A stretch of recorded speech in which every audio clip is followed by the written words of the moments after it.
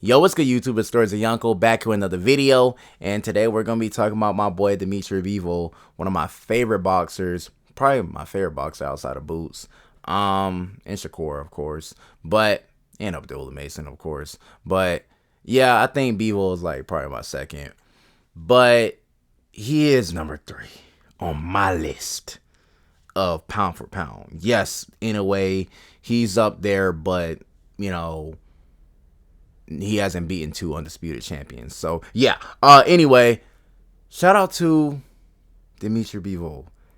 Today we're talking about how I feel like he has made a deal with the devil. And I don't mean this in a literal sense, like, oh, the actual devil biblically. No, I mean Turkey Al-Sheikh. That's what I mean. Because everybody was pretty much content with the results of the second fight between him and Beterbiev, and we were looking forward to a bout between him and David Benavidez. We really thought that was about to happen, but it didn't. He ended up going the other way and chose to take the trilogy, which nobody wanted to see. I think Turkey Al-Sheikh is the only person that wanted to see that fight because how it was, Bivol, he really won the first fight.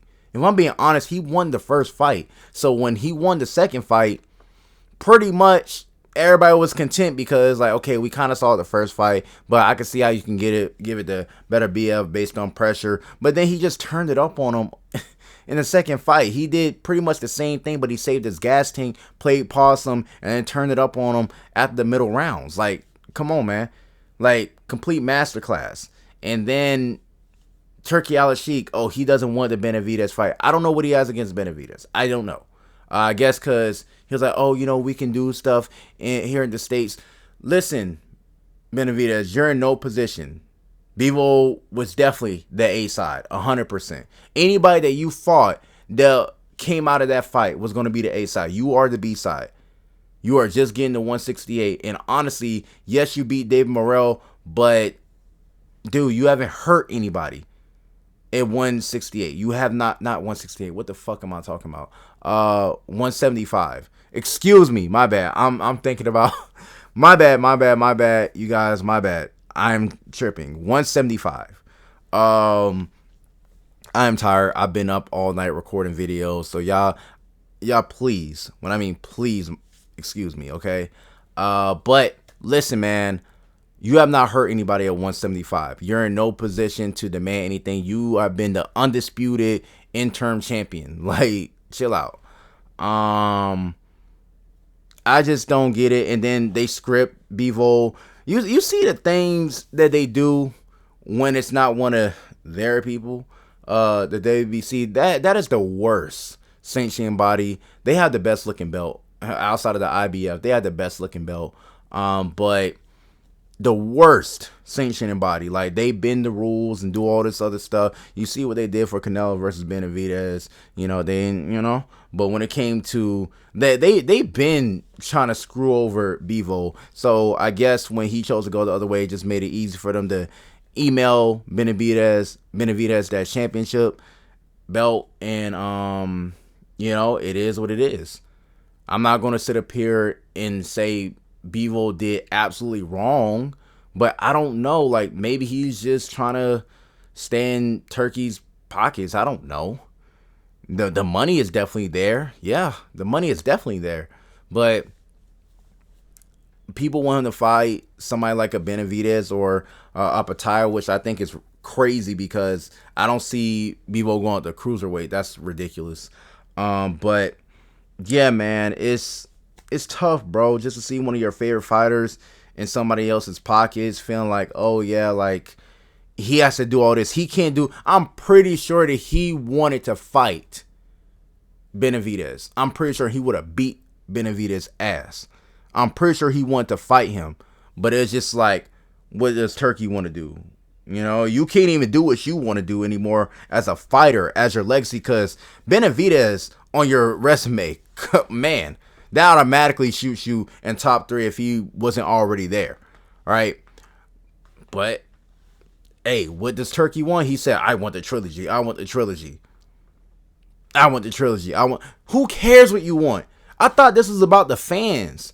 I thought this was about what the people wanted. The people wanted Bivol versus Benavidez. That's what everybody wanted. We didn't want the trilogy. We saw everything that we saw, and we came to the conclusion that Bivol beat him twice.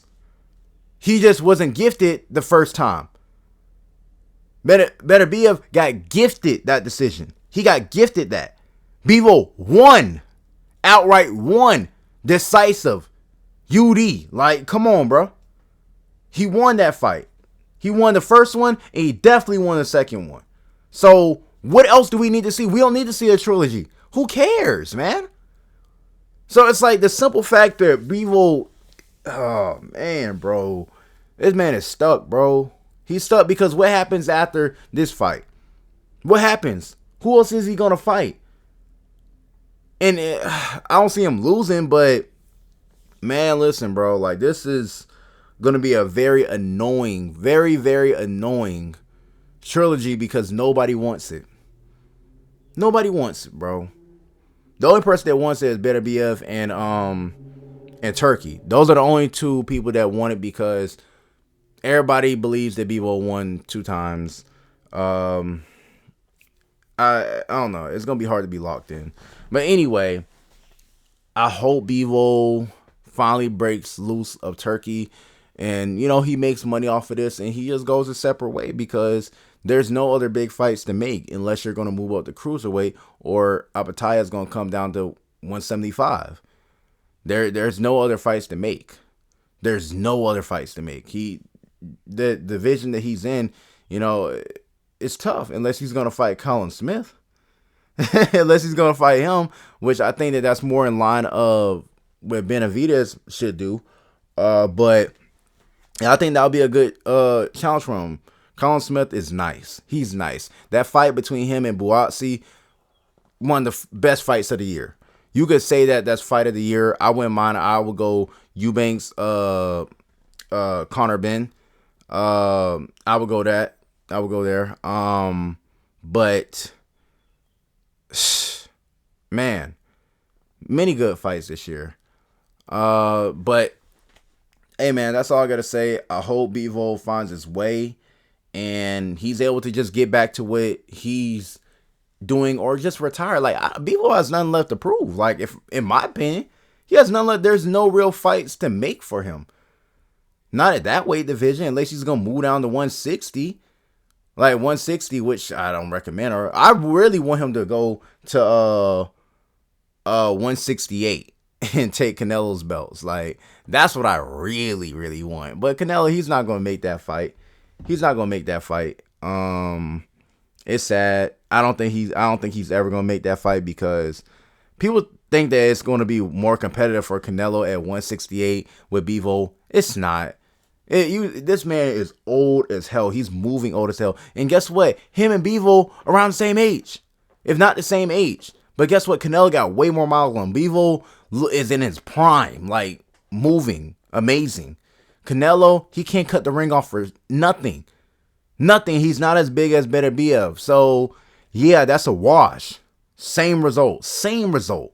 So, yeah, man, the only fight I could see him making is to get his belt back from Benavidez and then move down to 168 because that's the fight that he really wants. Now that I think about it, that's the fight that Bivol really wants. That fight at 168 for Canelo's belts, become 2-time undisputed, and retire, man. So I hope he gets that. You know, we'll see my boy, what he does, and hopefully Turkey can just get out the way because if I'm being honest, I'm getting a little bit fatigued. The whole point in bringing him in was to make the big fights happen, right? But after the big fights happen, we don't need all this little extra, you know, all this extra little noise like that. What was that? What's that? That Fatal Fury, I think that's what it was. Was that it? The New York stuff. What was that? Times Square. That was a terrible event. Horrible. Horrible. No fans, no crowd, no nothing, bruh. And horrible fights. Horrible fights. Terrible. So, yeah, we don't need Turkey for every single thing. I'm being honest. When you're here to make the big fights happen, Make the guys who are ducking come to the table, such as a Tank Davis. Make an anyway fight somebody like a Nick Ball, or who else? What's the other guy? I think his name is Nakatani. I think that's his name. Last name.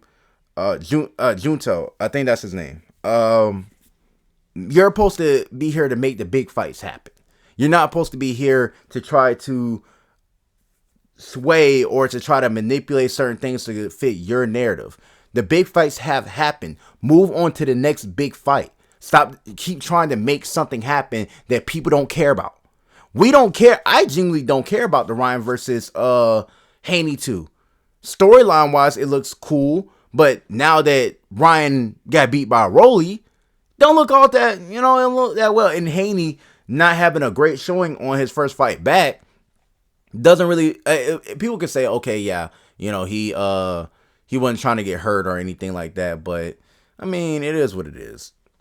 Anyway, Bivol, let the man make his own decisions. Stop trying to sway him into doing the things that you want him to do, because honestly, nobody wants to see it. We want to see that undisputed bout between him and Canelo at 168. We want to see him get his belt back from Benavidez. That's what we want to see. We don't want to see the trilogy because we felt like Bivol won the first 2 fights. We don't need a third. But, hey, that's all I got to say. Peace.